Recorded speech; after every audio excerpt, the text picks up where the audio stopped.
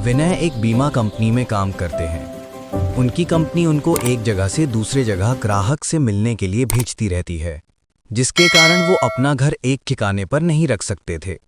इस बार उनको नेपाल के छोटे से पहाड़ी इलाके में जाना था करीब 1 महीनों के लिए। इसलिए इस बार उन्होंने अपने पत्नी को भी साथ ले लिया। परिवार में सिर्फ वो और उनके पत्नी ही रहते थे। विनय और उसकी पत्नी दोनों नेपाल के लिए निकल पड़े। वैसे भी ठंड का मौसम था और नेपाल में ऊपर से बहुत तेज बर्फ पड़ रही थी। वो लोग अपने घर पहुंच चुके थे। अपने घर तक पहुंचने के लिए उनको बहुत संघर्ष करना पड़ा, क्योंकि घर छोटे से गांव में एक पहाड़ी इलाके में था, जिसकी वजह से दोनों बहुत थक चुके थे। रात के 12:30 बज चुके थे। जहां वो रह रहे थे वहां दूसरे घर एक दूसरों से बहुत दूर दूर थे। बाहर जोरों से ठंडी हवा और बर्फ गिर रही थी। दोनों अपने रजाई में दुबक कर आराम ही कर रहे थे कि अचानक उनको लगा कि किसी ने उनके घर का दरवाज़ा खटखटाया है। फिर उन्होंने सोचा कि क्या पता तेज हवा चलने की वजह से ऐसा झुर्र रहा हो, इसीलिए उन्होंने उसको अनदेखा कर दिया। अगली सुबह विनय जिस काम के लिए आया था उसके लिए वो निकल पड़ा। उसकी पत्नी घर में अकेले ही थी।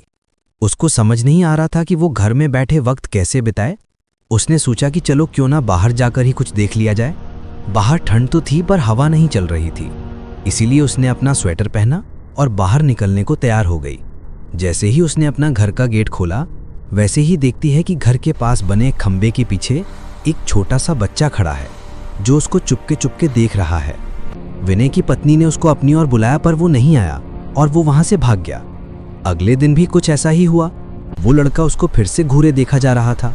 इस बार उसकी पत्नी ने उस बच्चे को पकड़ लिया और पूछा कि तुम यहाँ क्या कर रहे हो। उस बच्चे ने कुछ नहीं बोला और ना ही कुछ बताया। विनय की पत्नी ने उससे उसके घर के बारे में पूछा, तब भी वो कुछ नहीं बोल रहा था। आखिर में उसका नाम पूछने पर उसने अपनी धीमी सी आवाज में अपना नाम सूर्या बताया और फिर वहां से भाग गया।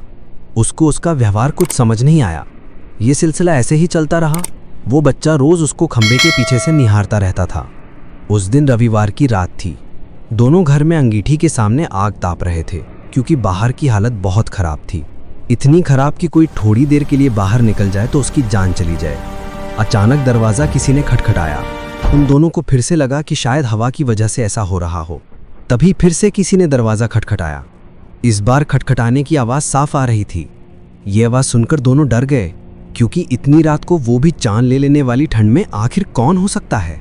दोनों केवल एक दूसरे का मुंह देख रहे थे।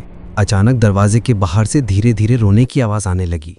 तभी विनय ने जोर से आवाज़ में बोला, कौन है बाहर।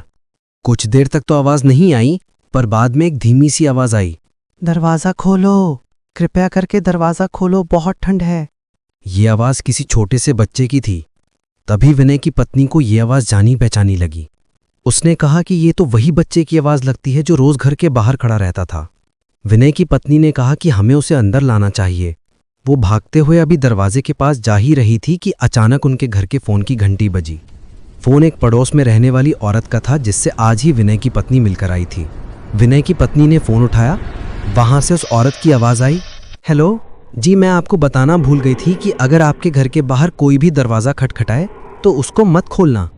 विनय की पत्नी ने कहा कि अभी मेरे घर के बाहर एक बच्चे की आवाज़ आ रही है जो दरवाज़ा खोलने को कह रहा है।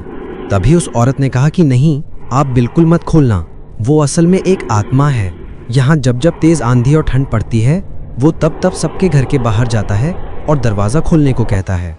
वो ठंड का बहाना बनाता है और दरवाज़ा खुलवाने की कोशिश करता है। अगर कोई गलती से भी दरवाज़ा खोल देता है तो वो अगले दिन बर्फ़ में दबा हुआ मिलता है। ये सुनते ही जैसे उनके पैरों से ज़मीन ही खिसक गई। वो सोचने लगे कि जो बाहर दरवाज़ा खटखटा रहा है वो असल में एक आत्मा है। उन्होंने दरवाज़ा नहीं खोला।